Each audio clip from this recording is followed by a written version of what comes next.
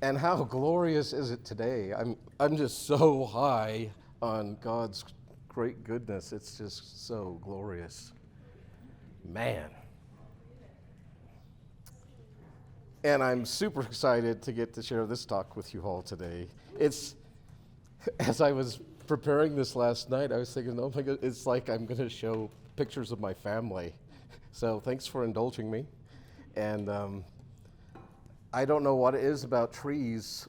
I think actually, I would like this recorded. This is a brand new talk for me. Okay. And I'm not sure you can decide which is appropriate for the.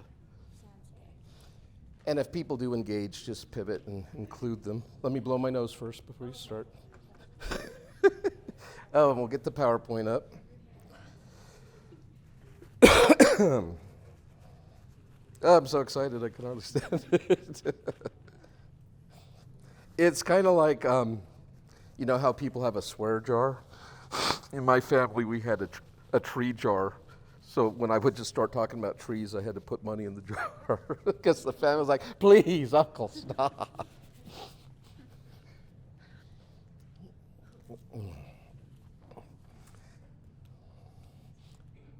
Okay, let's go ahead and start while he's pulling that up.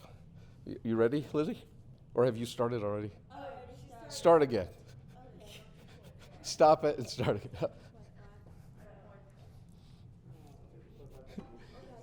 All right, thanks. So this is going to be my first Wisdom from the Woods talks, and trees truly are my teachers, and I have learned so much from trees. And I think one of the things I love most about trees is I believe they are one of the least fallen things in creation. And what I mean by that is most trees are doing today what God designed them to do in the beginning, and they're doing it faithfully. Look at humanity, what God designed us to do, and how we're acting out today. I mean, the contrast is profound. But like I mentioned earlier, I do believe there are evil trees, bad trees. And the way I would define that is trees that are not doing what they were designed to do. They're going contrary to their purpose. And so this talk today is going to be about some of my tree friends and some of the things I've learned from them in the woods. I've been living down in the deserts of Southern California for the past 30 years, minus the last two. When my college released me, set me free, I got to move up to Humboldt, California. And if you've ever been to Humboldt, California, that is where the tallest trees in the world live. And as big as your trees are here in the Sierra Nevadas and Kings Canyon National Park, our trees can grow 100 feet taller than the giant sequoias. The coastal redwoods are the tallest trees in the world. And I was telling some of you about 60 miles east of us is another mountain range called the White Mountains. And in the White Mountains, starting at about 10,000 feet, is where the bristlecone pines live. And those are the oldest recorded trees in the world, some of them knocking at 5,000 years old. So I'm in the perfect place in my beloved state of California where we have the oldest trees in the world. Methuselah is the name of the oldest. And then General Sherman here is the biggest, and where I live is Hyperion, the tallest trees in the world. And so I'm going to share some of these. These are some of the themes I'm going to talk to you about today. Trees are bridges between the earth and sky, rooted in community, sheltering trees, symbiotic relationships, reiterations, tenacity and endurance, providers, teachers, and healers. All right. You go next one. Oh. Trees are bridges between the earth and the sky. The bulk of a tree's mass, this is just so freaky. I just assume because they're growing out of the earth, they came from the earth, but that is not what is happening. And you can go to the next slide. What is happening in the photosynthesis process is these trees are actually scouring the sky of CO2. carbon dioxide. And so that is 1 carbon atom and 2 oxygen atoms. And in the photosynthesis process, the trees literally strip those atoms apart, and they take 1 oxygen atom into themselves and a carbon atom, and they release an oxygen atom into the air. So when we talk about trees giving air or giving oxygen, it's not like they're producing oxygen, they're scouring it out of the dirty sky. And you can go to the next slide. Old growth coastal redwoods can sequester over 250 tons of carbon from the air. 2.5 acres of redwoods can hold 10 times as much carbon. Our coastal redwood forests of Northern California have the most biomass of anywhere in the world. And what that means is organic matter, living and dead, even greater than the Amazon rainforest. But imagine when you have trees over 300 feet tall, that is a lot of carbon being stored. And then the next slide. I hate forest fires, but I look at them completely different now from what I learned from Richard Feynman. He's the one that taught me about trees scouring the air. But then he explained fire to me. And so these trees are full of carbon and oxygen. And the oxygen in the atoms in the air, when they hit it, they bounce off. But when enough friction forms, like through heat, you know how you have to have oxygen to have fire? It sucks in those oxygen atoms and they recombine with the carbon and oxygen atoms in the wood, which makes it CO2 again, and it is re-released back into the sky from which it came in the form of smoke. How crazy is that? It's like this cycle of return.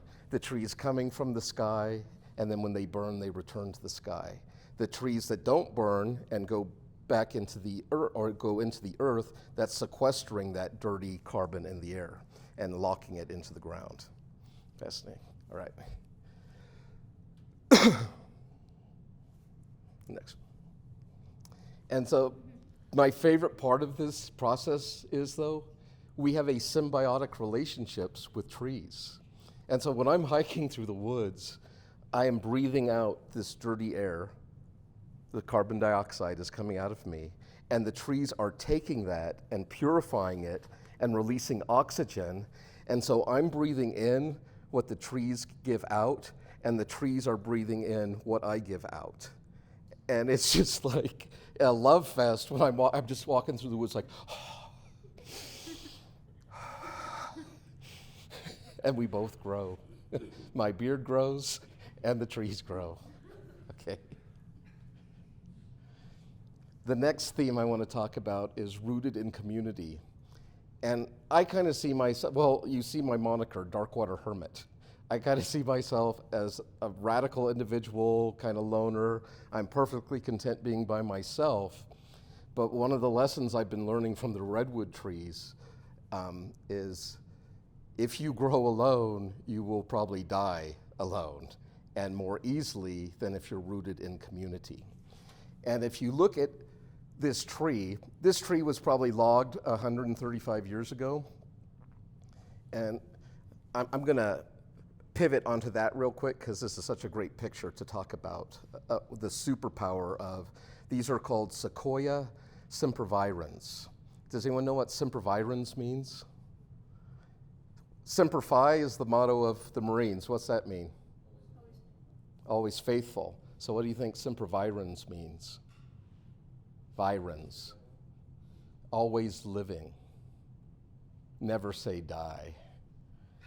I personally think these should have been called the Hydra trees, like the creature in Greek mythology. Like if you cut off one head, it grows multiple new heads. And that's exactly what has happened here. That central stump was cut down about 135 years ago. And the way I know that is you can see up on the stump, there's these little notches. And they, back before power tools and chainsaws, they would climb up these trees because they didn't want to use those two-handed misery whips where there's all the whoop-de-doos and burls. So they would go up sometimes 10, 12 feet, cut in these notches, and then they'd put in these planks, almost like diving boards, and they would go around the trees, and then they would put like scaffolding on them so the men could stand up there and saw like 10, 12 feet up from the ground.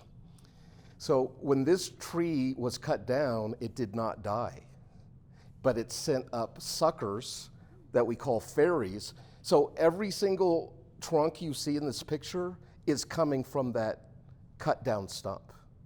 It did not die. It reiterated into multiple new trees, but they're all the same tree. If you did a genetic test of each of those trunks, it would come back as the same tree. Is that awesome?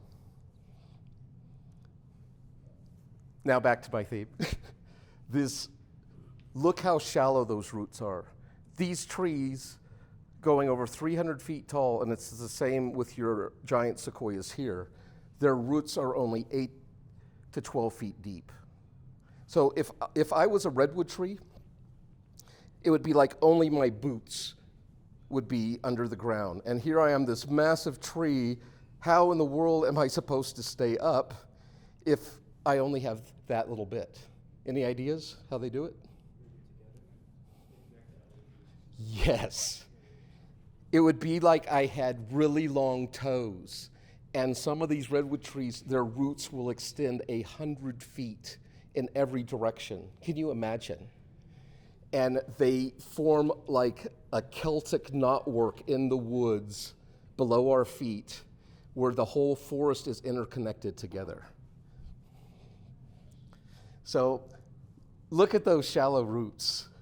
And when these trees topple, they eventually fall. It can also create almost like a domino effect because of their interconnection. When one goes, now it weakens those around them. So you can go to the next one. This is a close-up of that root ball I just showed. And this feature is called inosculation. And so not only do those roots go under the ground and weave together, but they also fuse together. You see how those roots have actually come? And it's not just the same tree, they will fuse together with their neighbors. And so they are actually connected underground with all their neighboring trees and their neighboring redwood trees. Redwoods are very communal trees. We sell little ones in the gift shops and stuff up there, and I always ask people before they buy them, I say, where do you live? Where are you from? Because redwoods, they need fog and a lot of moisture and room, and they grow really fast. Well, you can see that last picture I showed you where that tree had been cut 135 years ago. You saw how big those trees were already. They were already over 100 feet tall. And so it's not something you want to necessarily plant next to your house or in your backyard. And I also tell them, you better not just buy one. You need to buy like a grove because they need each other to connect together.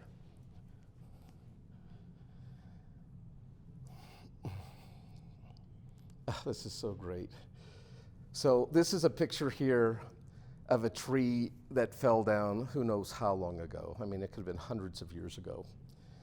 But growing on top of this old stump here are new young trees, and so I would call this like a nursery stump.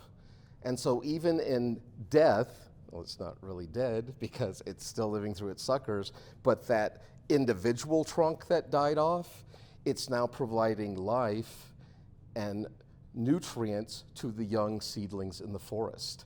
And as it decomposes, the roots are growing into the earth and connecting with new trees. And it's really cool. Sometimes you'll see a tree and you can walk under the roots because the tree's going like this, and you have these roots, and you can walk under the roots because it had grown on a rotting log that is now no longer there. But the roots abide. This is what we would call a nurse log. Look, it's almost like tentacles, right? I believe this is a hemlock tree that is growing on top of a fallen redwood giant, and it not only is helping it break down into the forest, but it's providing nutrients. And these fallen nurse logs in the winter, like right now, we're getting massive rain in Humboldt, and these logs are like sponges, and they're just soaking up this water. and they're like reservoirs in the woods throughout the summer months that the trees, the saplings and bushes can tap into and survive.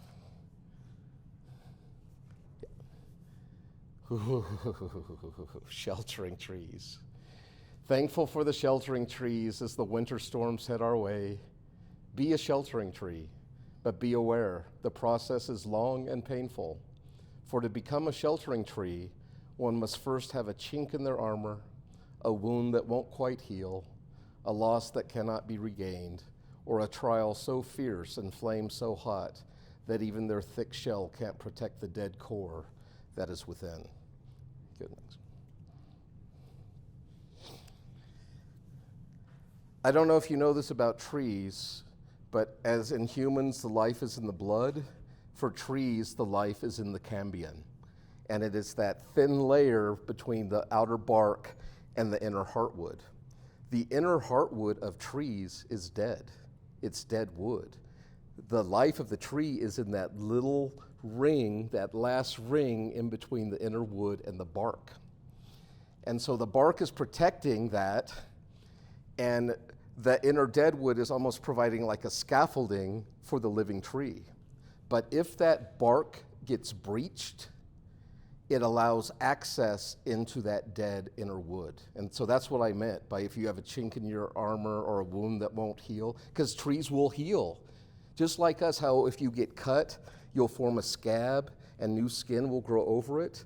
If trees get hit or cut or burned, they will actually try to grow back over that wound. And if they can do it, they can stop this process. But if they cannot heal the wound, go to the next slide, a fungi will come into them. Oh, look at that tree. Oh, that's called a chimney tree, where it has been completely burned out all the way from the inside. That tree is still alive.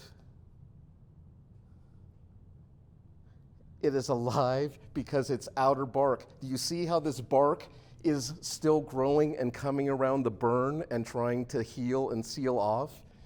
But there's almost nothing left to burn or take away. It's just empty space, a little of that charred carbon, the cambium, and then bark. So you just have this very thin, and this tree is hundreds of feet tall. And you can go in and look at the sky. So what happens is when a tree gets hit or its bark gets knocked off, or maybe a fierce fire comes through and is able to burn away some of the bark, after the fire subsides, a fungi enters into the tree. There's several different kinds, but the major one is called Poria sequoiae. And this fungus gets in there and it starts to eat away at the dead wood. It won't eat the living, it only eats the dead. Whoa. Then another fire will come in and it will consume away all the rotted wood that the Poria fungi has consumed. And then it's a process until, you can go to the next slide, until you get basal, they're called basal hollows. I like to call them fire caves or gnome homes. But I've been in some of these basal hollows of living trees that we could have fit half this class in there. You know, standing like this, I could get half of you into one of these trees. There's a basal hollow fallen tree in Grant's Grove, right past Grant. We could get the whole class in. It's so huge. It's so cool because it's fallen on a slope like this, and you can climb through the tree, and it's so big, it's like I could be like the Vitruvian Man and put my feet and hands like this and span that hole. It's by the time you get to the top of the tree. Okay, we'll go to the next one. Would you look at that? This tree has like a bay window inside, and another opening, and it's just, these trees provide shelter. By day, the bats live in there, and then at dusk, when they go out to feed, the swifts, which are like swallows, come in and take their place. It's almost like a timeshare between the bats and the swifts, the day creatures and the night creatures. And they pass and give their greetings on their way in and out. And also it provides home for all sorts of critters, even bears. We had a webcam set up on our trail at Grizzly Creek where I worked, and there was one of these basal hollows alongside the trail, and it's a motion detected camera, and so it had this bear come down the trail, and it popped into the basal hollow, and then the camera shut off because there was no more movement. And then a couple hours later, it came back on. It's like the bear went in there for a little nap and then continued down its trail. But I mean, people have lived in these. They've made gift shops out of them up where I live. It's really trippy. But the tree itself is fine because remember, what is being eaten and burned away is the dead. Is anyone seeing a spiritual lesson here, perchance? When I first realized what was happening, I was just geeking out. Remember we talked about how we are clothed in Christ? It is like that outer living part of us, that is Christ. But we're still us, right? It's still the same form and shape of Fred, but little by little, day by day, that old, rotten, dead man inside of me is being removed until all that will remain is that beautiful covering that I am connected to intimately. And these are things I don't get to share on my state parks talks, right? But in my mind, I'm just thinking, the heavens declare the glory of God, and the earth shows forth his handiwork. And their line has gone out through all the earth, and there is great truth and teaching in the deep, deep woods. Ooh, symbiotic relationships. What's that? What's a symbiotic relationship? Mutually beneficial. I don't know what it is about me, but if I have a prejudice or bigotry, it's against parasites. I like get crazy when I see parasites on things. I just am compelled to pull them off and get rid of them because a parasite, it's like a vampire. It's feeding on others. And it's so weird. Parasites will kill their host to their own demise. It's like they can't stop. They will eat their host until there's nothing left, and they will eventually be gone. But a symbiotic relationship is where there's a mutual benefit between the host and the plant that is receiving some benefit. Okay. Look at these mushrooms at the base of this redwood. And a lot of this is fairly new research.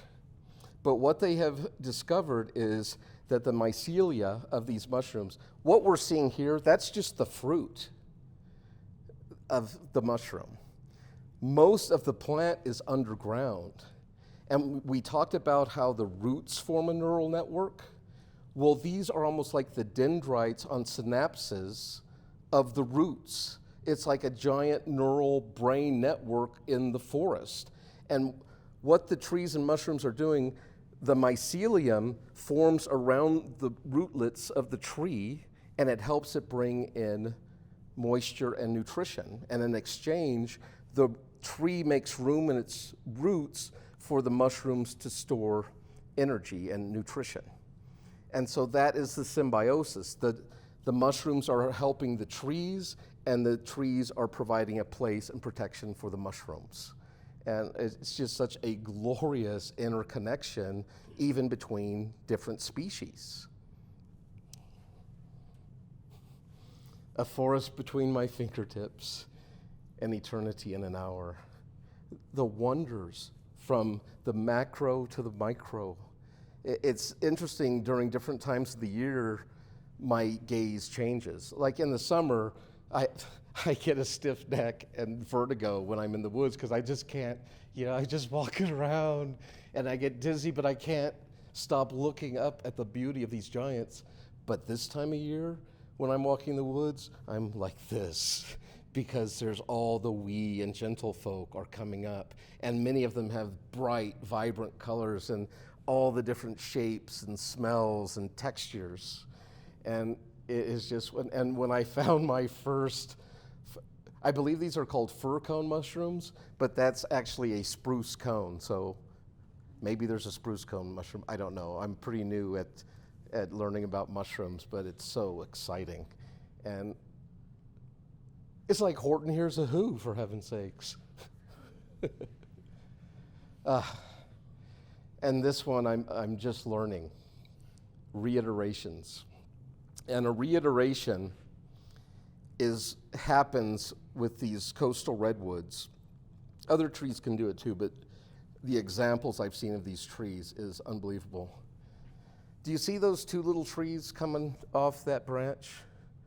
So basically what this tree has done, for whatever reason the main branches are not bringing in enough light, so in order to maximize light, it has sent out a horizontal trunk and now branch and reiterated it into a new trunk that can get more light. And so you'll often see trees doing this over roadways or over creeks or rivers where there's a gap in the canopy. So they're trying to maximize the light. And my takeaway when I began to understand this phenomena and why trees were doing it, I was like, oh my God, thank you. And let me make it personal for you. For me, those big main branches, that was like my 30-year teaching career as a professor. I was strong, I was solid, I was gathering lots of light, giving a lot to those under my shade and under my care. But that was blocked 2 years ago. And there was no way for that to grow anymore. I had no more opportunity in that pathway. And instead of just saying, okay, I'm just gonna wither and die now, there's no more growth, there's no more anything, I too, like these trees, I'm learning to reiterate. And I'm sending out new branches, and I'm trying new endeavors, whether that's being an artist, whether that's being a writer, whether that's becoming a photographer, whatever those are, and I'm trying to find new avenues for light and life and growth. And so I hope this helps you. When you get blocked or broken, this will happen too. If a tree breaks off, it won't just be like, oh, I've lost my top. No, it will make multiple new tops. In fact, losing your single top could actually be to your benefit, because instead of having a crown like this, you could now have a crown like this. And in these crowns become whole new ecosystems for life and growth and opportunity. Okay. And if you just want to indulge me for a minute, I just want to show you I have so many great pictures of trees, but I just wanted to show you a few. This is another example of a reiterating tree. This tree is over 300 feet tall. But would you look at the basal hollows? That tree I'm peeking out of there, we could get 15 people inside. That tree, I call it the mother of the forest, and she's my sheltering tree. And so when I'm hiking in the rain and storms and I just need a little break from the downpour, it's weird hiking in the deep woods in the rain because you don't get rained on because the canopy is catching all the water. What is hitting you is the collected drops that are coming off the tree. So it's not little raindrop, it's like these big, like boom, boom, boom, coming down. And sometimes I need to tap out for a few minutes to catch my breath. And I have spent much time in that great mother, and it's one I like to take people to go visit.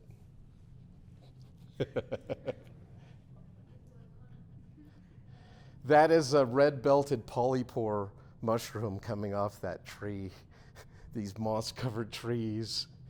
And I'm back in my favorite gnome home, and do you see my hand? That's one of the lessons I teach the kids when I'm on my walks. I tell them, I say, if you cut off my hand, it would just leave a stump. But if you cut off a redwood tree's hand, it would do that. It would grow new multiple hands. And it's just a really trippy thing, right? One of my favorite things to do in the woods is to have beard offs with the trees, and the big leaf maples are epiphyte host. Does anyone know what an epiphyte type plant is? An epiphyte is a plant that lives on another, like mosses or lichens or ferns, things like that. And for whatever reason, big leaf maples are generous hosts, and they will often be covered in like a thick fur of moss, and out of that will be growing ferns and all kinds of other things. But it's also symbiotic. It's not a parasite. And the maple trees will actually put roots out into the moss along their trunks. So they're not even having to pull water all the way from the ground. They're pulling it up along their bodies, up their trunks, all the way to the top of the tree. And the mosses get so big that I like to go up and see who has the biggest beard with the different maple trees. And then there's one more of those little spruce cone things. So, and this last tree, I visited this guy right before I came up here. And this is the third tallest tree in the world. And it is 376 feet tall. And I'm not going to say its name, just because this is something I'm learning to be very discreet. Paradoxically, when you name a tree, it can often be its death sentence. Because once people associate a name with a certain feature, a size or girth or base or height, they want to go see it, just like me, right? And the tallest tree in the world, Hyperion, you actually cannot access. They have, it's almost like a half mile or a quarter mile around this tree in its little basin where there's posted signs like, do not enter, this is a restricted area, the restricted part of the forest. And it was just because too many people like me that love trees were trampling through the undergrowth, and they were worried it was going to actually kill the tree. It was certainly degrading the forest around it. And that's why here, where you have 10,000 visitors a day to Grant or Sherman, they have them blocked off so you don't have all those people trampling those shallow roots, because even those mighty giants. Now, if it's just a few people, it's not going to be a problem. But when you get 10,000 people like going around the walls of Jericho, right, it's going to cause a problem. And so this beauty, I just love to go and sit at the feet of these trees, and I just try to still myself and listen and learn and think what it must be like.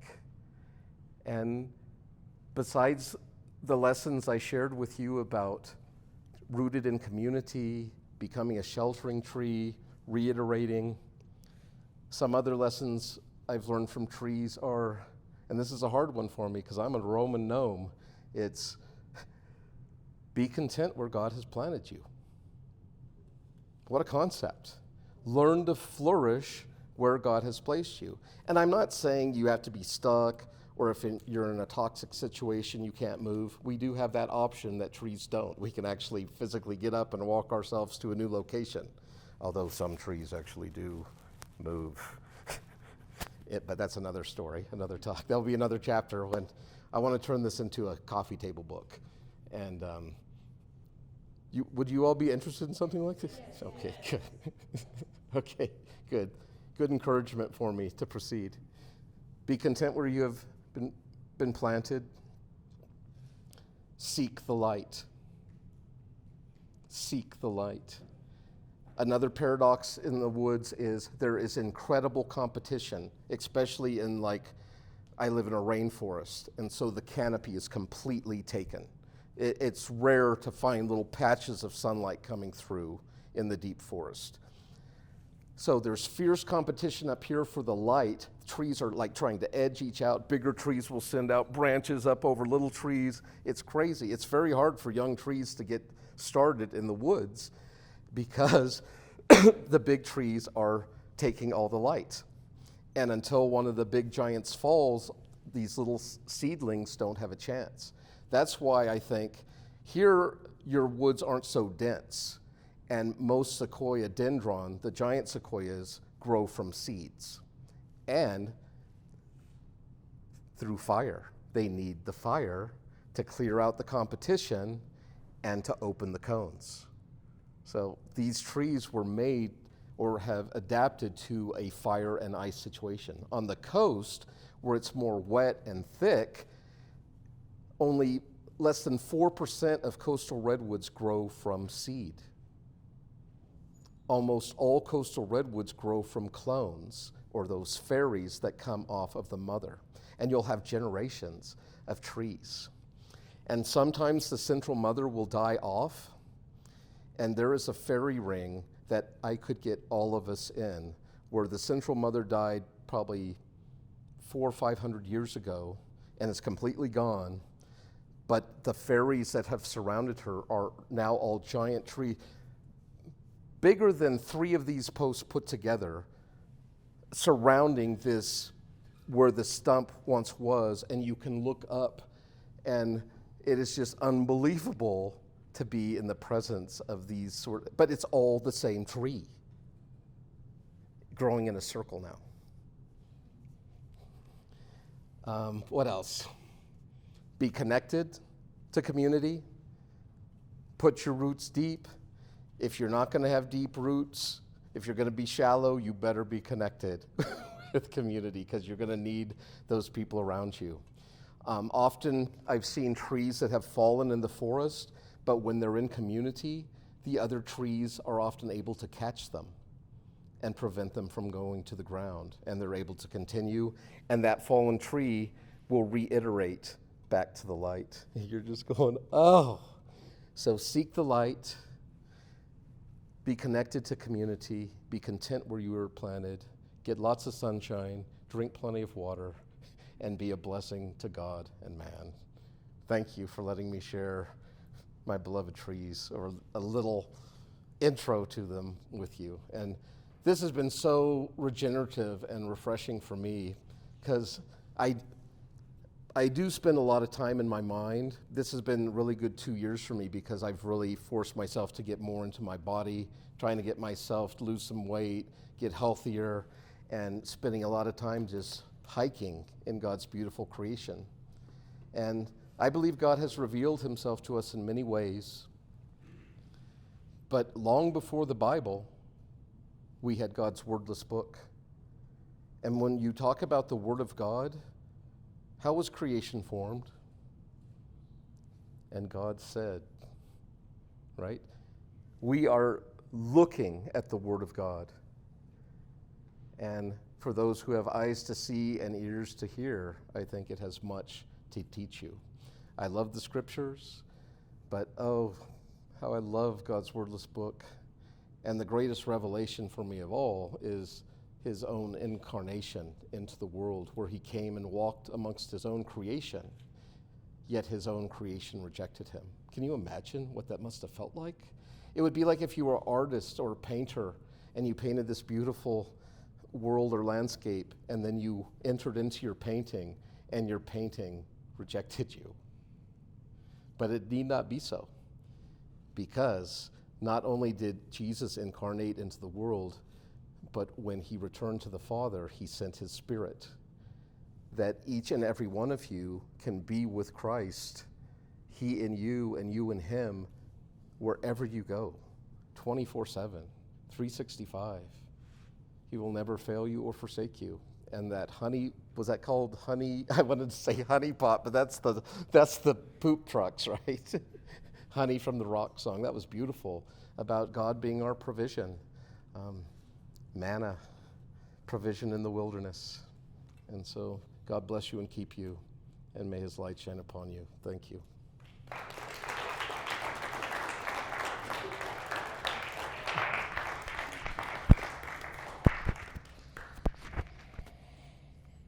And some of you asked for a reading list. Do you want me to just write it in the classroom whiteboard? Would that be a good way to share that with you? Thanks. Do you guys want to do more stuff, or would you like to do a little Taoism? How much time do we have?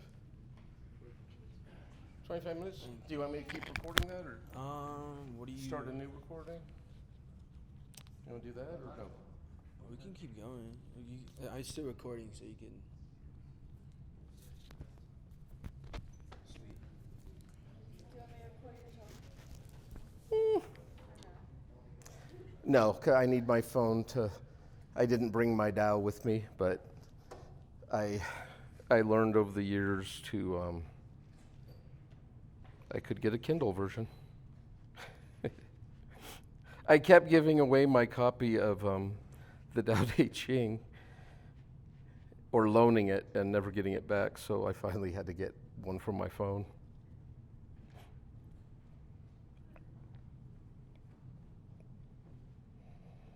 All right, so Taoism.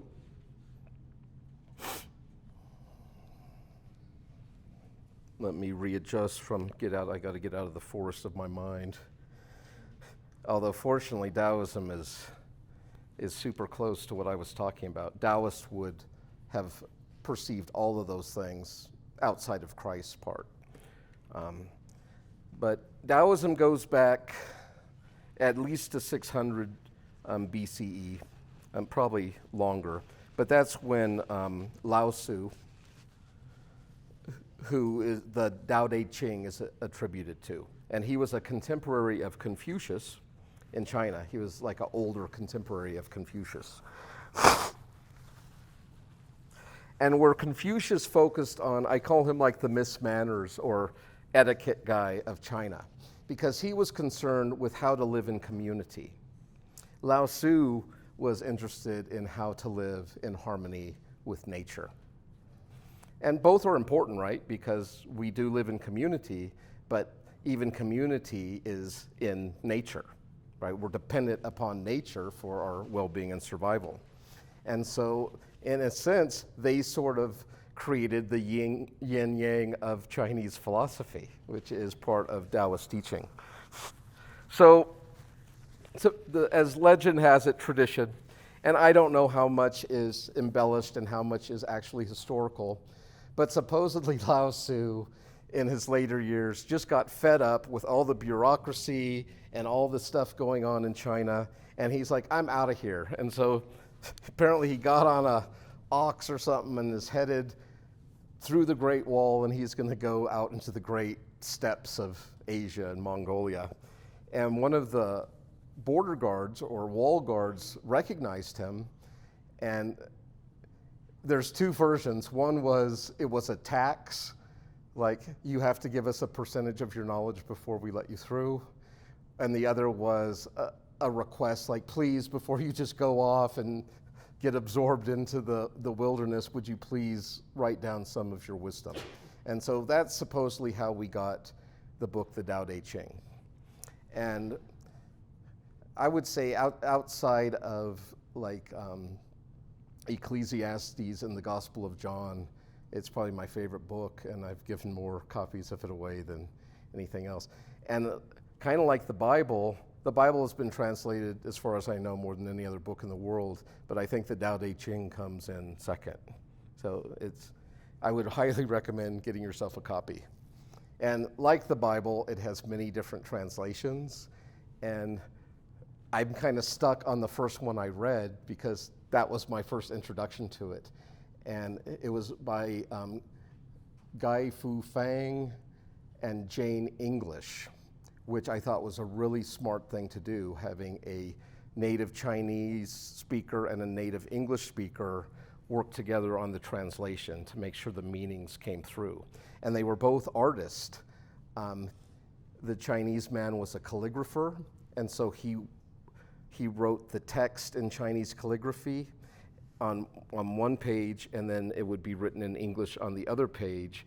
And she was a photographer, and so there's these beautiful pictures to go with the themes of the book. So that's the translation I'm going to share with you. But before I share some of the readings of the Tao, let me give you some basics of Taoism. I would put it in the pantheistic tradition, in that Eastern way of thinking of how the total ultimate reality is one. There is only one thing. And so that's how Taoism begins. In the beginning was the One.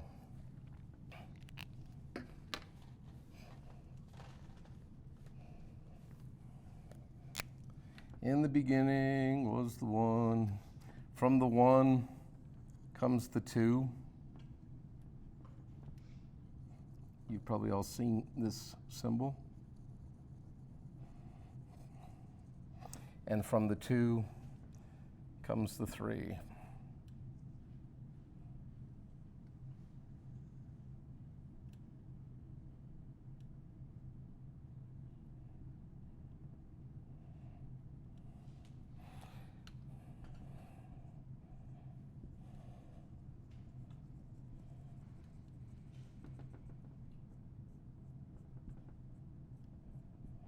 And then from the 3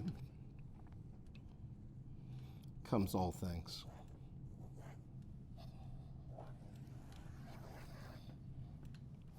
So basically, this is in this, is in this is this. This is the place of non-distinction. It is the complete is, the I am. There's nothing to describe about it because it is all. This is the world of dualism, of space-time, of black and white, good and evil, male and female, this and that, high and low, long and short, all those sorts of things. And then out of this world of dualism, you get black, white, and gray, man, woman, child. Right? You get all these blends from which all things come. But all things are part of the one. So when we talked a little about Buddhist, what Buddhists are trying to do is get here. This place of non-distinction, no suffering, no good, no evil, no high, no low, no ups or downs. That is where they want to get. But the Taoist, it's almost like the Taoist has a toggle switch in their mind where they can either choose to engage into the world of distinction and be active and involved, or they can return to that place of oneness and peace and rest. And that's why I prefer Taoism to Buddhism. I like the option of not being in this perpetual trying to check out from this world of illusion and change or impermanence, but realizing we can engage in this world vigorously, knowing that it is transitory, it's impermanent, and so when it becomes overwhelming or the grief is too great, we can transcend back into realizing all is one, everything is connected, everything returns. And so these are some of the general themes of Taoism. And so I just want to read you some of Lao Tzu's wisdom. Uh-oh. Oh, they're there. It's like I lost my glasses. Might have to get a reader.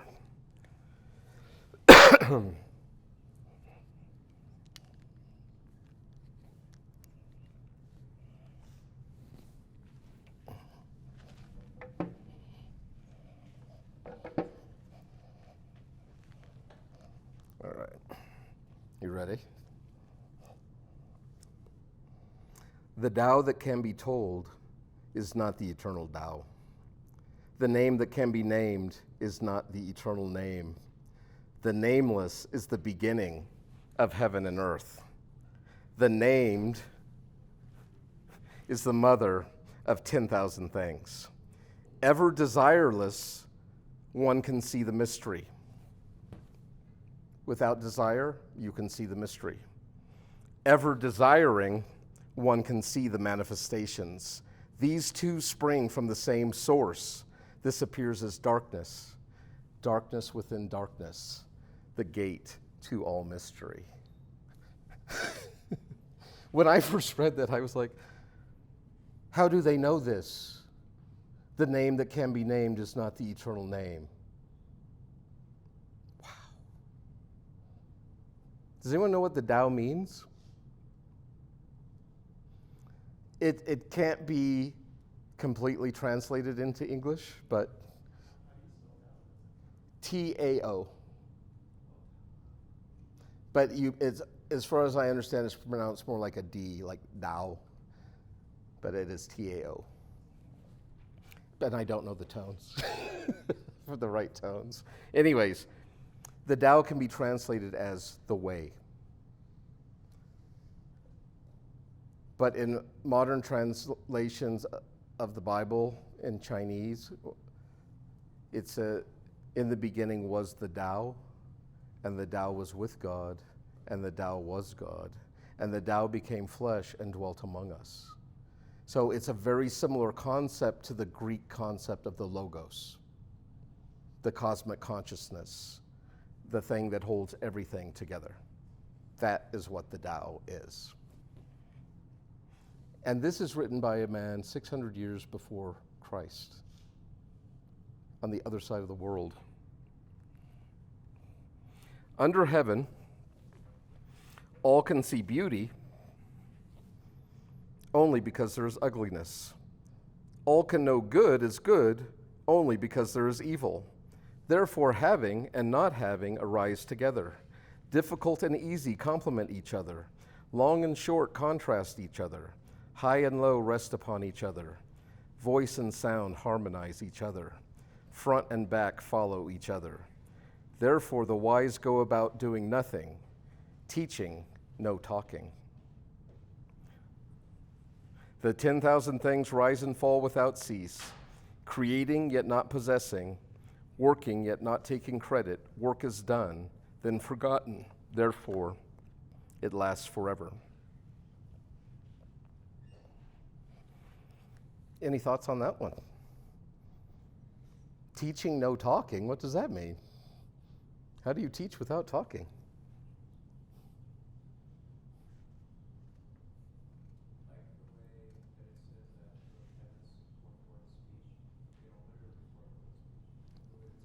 The way the trees teach. Yes. Did you know you can teach others the same way trees can teach us? Without words? Like actions speak louder. Yes. How you live your life is the greatest lessons you can give to people. Way more than the pithy or profound words that come out of your mouth. If your life doesn't match that, then it's just like empty words, right? Empty wind.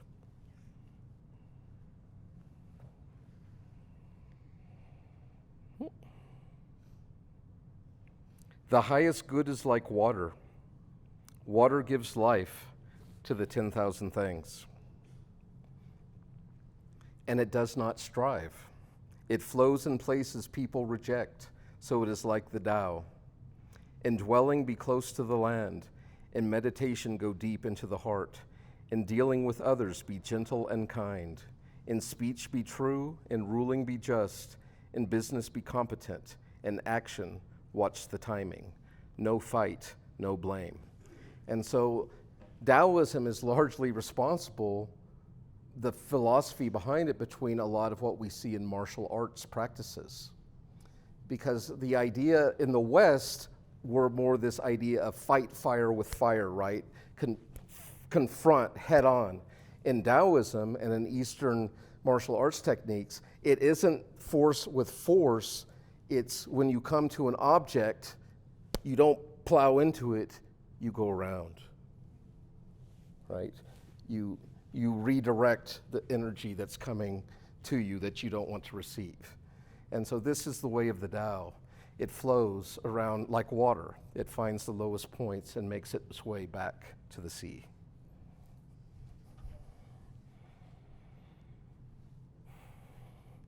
Better stop short than to fill to the brim. Over-sharpen the blade, and the edge will soon be blunt. Amass a store of gold and jade, and no one can protect it. Claim wealth and titles, and disaster will follow. Retire when the work is done. This is the way of heaven. And this is, once again, this advice about avoiding extremes. You need to know when to stop. You don't want to underdo, you don't want to overdo.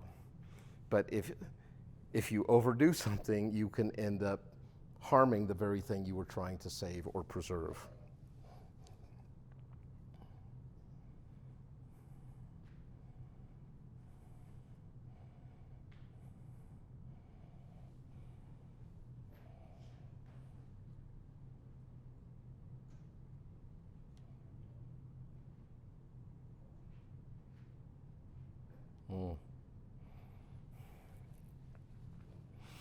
I want you guys to talk to me about this one. This is 19. Give up sainthood, renounce wisdom, and it will be 100 times better for everyone. Give up kindness, renounce morality, and people will rediscover true love and piety. Give up ingenuity and renounce profit, and bandits and thieves will disappear. These three are outward forms alone. They are not sufficient in themselves. It is more important to see the simplicity, to realize one's true nature, to cast off selfishness, and temper desire. So what does it mean to give up sainthood and renounce wisdom, and it will be better for everybody?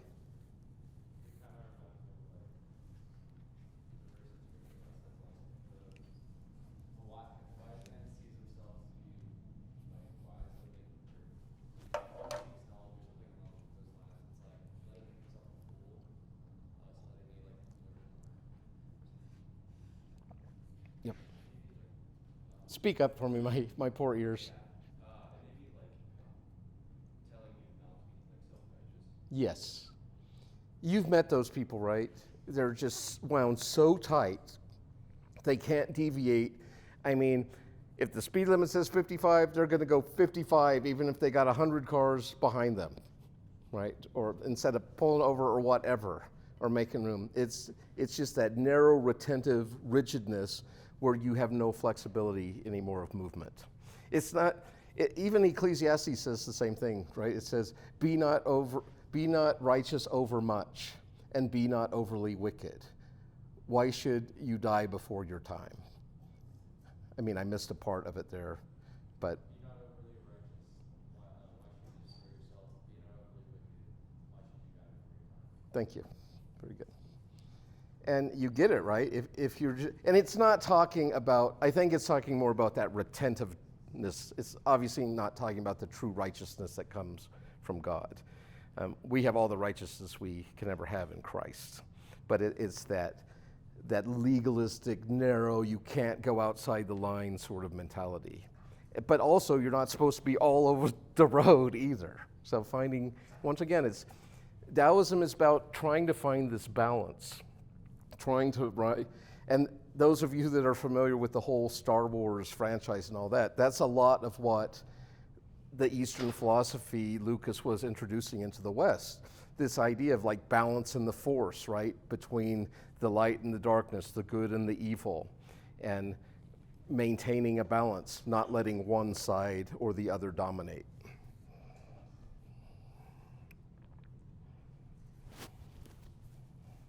Oh, you guys might like this one. This is also in Ecclesiastes. That's the trippy thing. But Ecclesiastes was written 400 years before this. Give up learning and put it into your troubles. We were just talking about this, I think, last night at dinner about, in Ecclesiastes it says, he that increases knowledge increases sorrow, and in much wisdom is much grief. And so give up learning and put it into your troubles. Is there a difference between yes and no? Is there a difference between good and evil? Must I fear what others fear? What nonsense. Other people are contented enjoying the sacrificial feast of the ox. In spring, some go to the park and climb the terrace, but I alone am drifting, not knowing where I am. Like a newborn babe before it learns to smile, I am alone without a place to go. Others have more than they need, but I alone have nothing. I am a fool. Oh yes, I am confused. Others are clear and bright, but I alone am dim and weak. Others are sharp and clever, but I alone am dull and stupid. Oh, I drift like the waves of the sea without direction, like the restless wind. Everyone else is busy, but I alone am aimless, without desire. I am different, for I am nourished by the great mother. And if I could put that into Christian terms for you, it's who cares about the wisdom of this world and the cares and the concerns and the pleasures? For the wind bloweth where it listeth, and you can hear the sound of it, but you can't tell from where it's coming or where it is going. And so is everyone that is born of the Spirit of God. Ooh.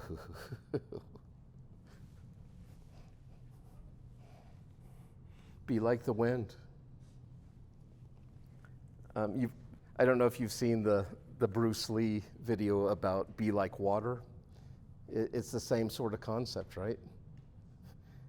Flow, go around, be flexible, be fluid.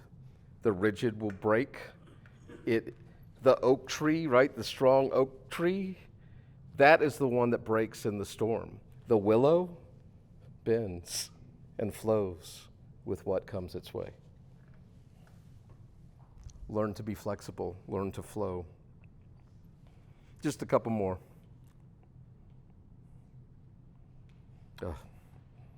Yield and overcome, bend and be straight, empty and be full, wear out and be new, have little and gain, have much and be confused. Therefore the wise embrace the one and set an example to all, not putting on a display, they shine forth, not justifying themselves, they are distinguished, not boasting, they receive recognition, not bragging, they never falter. They do not quarrel, so no one quarrels with them. Therefore the ancients say, yield and overcome. Is that an empty saying? Be truly whole, and all things will come to you. I mean, when I'm reading stuff like this, I'm just, because I am a Christian and I'm seeing it through my Jesus lenses and goggles, I'm just like going, yes, this is the way of the cross. This idea of not exalting ourselves, but how the last shall be first. It is the weak and lowly that are exalted. The proud and haughty and humble will be brought low. And these apparently are universal principles. This is someone, as far as I know, without this divine revelation, simply observing this truth from God's wordless book. He is getting this from nature, is where he is learning these things. Incredible.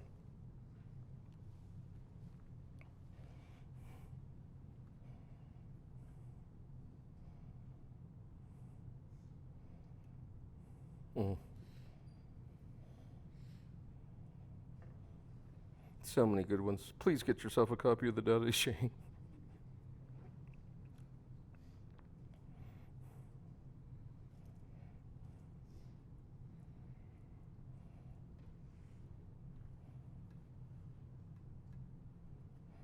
There's only 81 chapters, and they're all these short, little pithy sayings.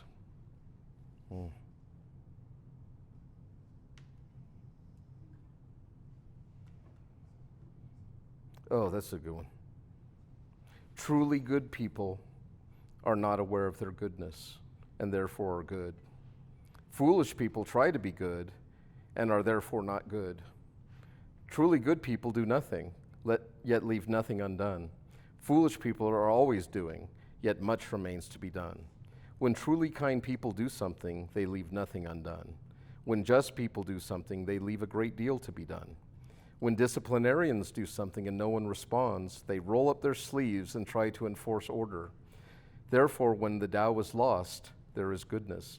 When goodness is lost, there is kindness. When kindness is lost, there is justice. When justice is lost, there is ritual. Now, ritual is the husk of faith and loyalty, the beginning of confusion. Knowledge of the future is only a flowery trapping of the Tao. It is the beginning of folly. Therefore, truly great people dwell on what is real and not what is on the surface, on the fruit and not the flower. Therefore, accept the one and reject the other. And this took a long time for me to begin to understand this principle. It's kind of like that ladder climbing thing, when we're trying to do all these things to be good or better. When you realize your true essence and nature in Christ, you're no longer trying to be a good person. You are a perfected person in Christ already. And now you simply live out of your true and essential nature. You're not having to check off these boxes and jump through all these hoops in the hope of becoming better or more righteous or perfect or holy. It simply now becomes the state of your being, and your life becomes an outflow of it's so much easier way to live. It's that flow. the flow of abiding in him.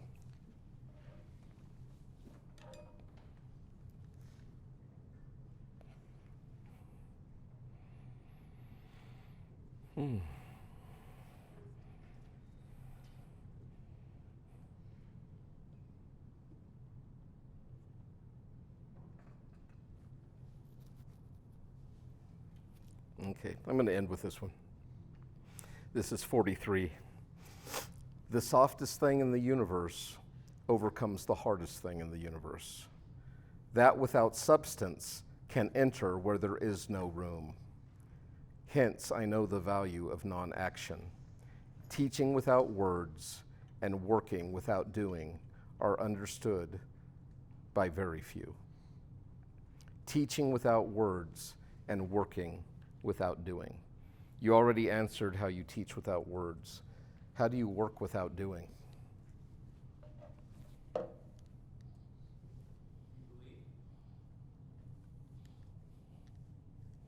Believe. Believe what?